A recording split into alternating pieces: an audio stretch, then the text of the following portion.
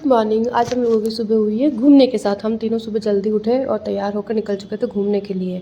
मेरे बेटे को घूमना बहुत पसंद है, तो मैं उसको हमारे गांव में जो गढ़ है वो दिखाने के लिए लेके आई थी, क्योंकि मेरे बेटे को गढ़ देखना, हवेलियाँ देखना या खेतों में खेल मतलब खेतों में मिट्टी से खेलना उसको बहुत पसंद है।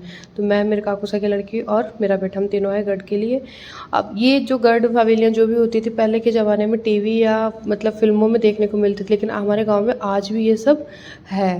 तो हम लोग गढ़ के अंदर एंटर होकर हमने देखा कि यहाँ पे गांव के बहुत सारे लोग इकट्ठे हो रखे थे, क्योंकि आज थी गणगौर माता की निकलनी थी सवारी। तो गांव में बहुत सारे जो भी बड़े पापा वगैरह जो भी थे वो सब गणगौर माता को और ईसर जी को तैयार कर रहे थे।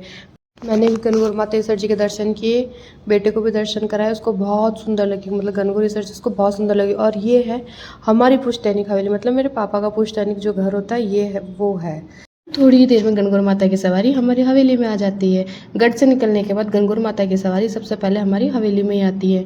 हमारे जो भी भैया भाभी, बड़े पापा, बड़ी मम्मी, काकी सा, दादी सा, काकू सा जो भी होते हैं वो सब हमारी हवेली में इकट्ठे होते हैं। और यहाँ पे मेरे भाभी साहब, मतलब जीजा, बड़ी मम्मी, काकी सा, जितनी भी घर में लेडीज़ थी वो सब गणगौर माता की आती हुई सवारी को देख रहे थे। मेरे दादी सा है, दादी सा से खड़ा नहीं रहा जाता, ये बीमार रहते हैं इसलिए इनको बैठा रखा था चेयर पे।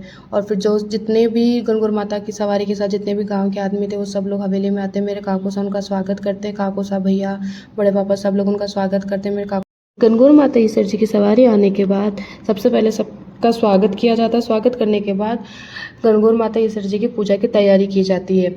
भाभी सा, काकी सा, जीजा, बड़ी मम्मी, दादी सा जो भी होते हैं वो गणगौर माता ईसर जी की पूजा करते हैं। सबसे पहले मेरे दो काकी सा ने पूजा करी, फिर मेरे दादी सा ने पूजा करी, फिर बारी बारी से सबने गणगौर माता ईसर जी की पूजा की। त्योहार तो कोई भी हो, चाहे होली हो, दिवाली हो, गणगौर हो, कुछ भी हो, त्योहार तो गांव के ही अच्छे लगते हैं। कि शहर में तो इतना कुछ भी नहीं होता त्यौहार को लेके। गांव में बहुत अच्छे से हर त्यौहार को बहुत अच्छे से मनाया जाता है। और गणगौर माता ईसर जी की पूजा करने के साथ उनके विदा होने का समय आ जाता है। और फिर सब लोगों ने करी थोड़ी बहुत मस्ती। पहले थोड़े बहुत गप्पे लड़ाए, फिर उन्हें कोल्ड ड्रिंक पार्टी की, फिर थोड़ी बहुत फ़ोटोज़ क्लिक कराई, फिर रील्स बनवाई। और फिर हम लोग बहुत ज़्यादा थक चुके थे, तो हम लोगों ने थोड़ा बहुत किया रेस्ट, खाना खाया। खाना खा के हमें याद आया कि हमें खेत जाना था। तो फिर क्या था, निकल चुके थे हम लोग खेत के लिए। मैं, मेरे काकू सा की लड़की और मोदी, तो हम लोग गए खेत में, क्योंकि मेरे बेटे को खेत में मिट्टी से खेलना, खेत में जो भी फसल वगैरह होती है उसे देखना बहुत बहुत पसंद है। हम जैसे खेत में एंटर, तो हम लोगों ने देखा कि वहाँ पे गाजर निकल रही थी। और फिर क्या था, मेरे बेटे ने देखा कि वहाँ पे सब लोग मिलके गाजर निकाल रहे, तो मेरा बेटा भी उन लोगों के साथ बैठ गया मिट्टी में खेलने के लिए, गाजर निकालने के लिए। उसको नहीं पता था कि गाजर कैसे निकाले जाते हैं, आखिर वो है तो बच्चा ही ना। तो उसने पहली बार गाजर निकलते हुए वैसे देखा था।